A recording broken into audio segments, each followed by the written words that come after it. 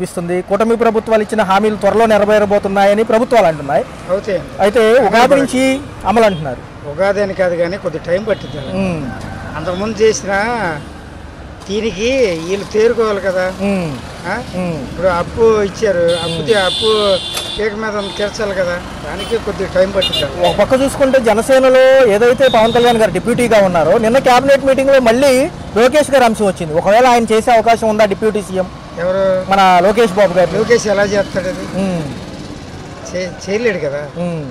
లేదు లేదు, అది రాంగ్. అది ఏంటి సార్, పవన్ కళ్యాణ్ గారు ఏం టూర్లకు వెళ్ళారు, ప్రెసెంట్ ఏంటంటే దైవ దర్శనంలో ఉన్నారు. అబద్ధం ఎందుకు? ఎలా అనిపిస్తుంది? ఆ అంశం బాగుందంటారా? ఏదన్నా ఆయన సిస్టమ్ వేరండి. అతను వెళ్ళే బాట ఏంటంటే ఎలాగెళ్ళాడంటే చెప్తున్నా, ఈ కత్తులతో పొడిసే వాళ్ళతో వెళ్ళలేదు, బాంబులు వేసిన వాళ్ళతో వెళ్ళలేదు, ఈ మాఫియాలతో వెళ్ళలేదు కదా. ఒక స్వతంత్ర సమరయోధులతో, ఒక విప్లవకారులతో ఆ బాటలో వెళ్ళాడు కాబట్టి అంత ఇమేజ్ సంపాదించుకున్నాడు. ఎంతోమంది ఎన్నో మాటలు అన్నారు, అవమానపరిచారు, చాలా పడ్డారు. కానీ అది మనం చెప్పుకోవచ్చు ఆ విషయం. దాని మూలనే ఇతను పైకి వచ్చిన కారణం అది. ఈ జగన్ గారికి సంబంధించి విషయాలు కొన్ని బయటకు వస్తున్నాయి. ఫ్యామిలీ తగాదాలకు సంబంధించి షర్మిల గారు కాసేపు ఏమంటున్నారంటే ఒకలాగా మాట్లాడుతున్నారు. ఈ ఆస్తి తగాదాలు తేల్తాయా? అది ఆస్తి తగాదా అంటే ఇంట్లో పడాలి కానీ రాజకీయాల్లో ఉండకూడదు కదా. మరి అతను తప్పే కదా. వాళ్ళ అమ్మకి చేసినా వాళ్ళ చెల్లికి చేసినా అవి బయటికి రాకుండా ముందు అది చక్కదిద్దుకొని తర్వాత రాజకీయాల్లో నేను నీతిపరుణ్ణి, అవినీతి కాదు, నేను అందరికి న్యాయం చేస్తానని అది తెచ్చుకోలేదు. ఆయన ఒకటే, ఇప్పుడు జగన్ అన్న ఒకటే, చంద్రబాబు ఒకటే, పవన్ కళ్యాణ్ ఒకటే, మోడీ అన్న అంతే కదా.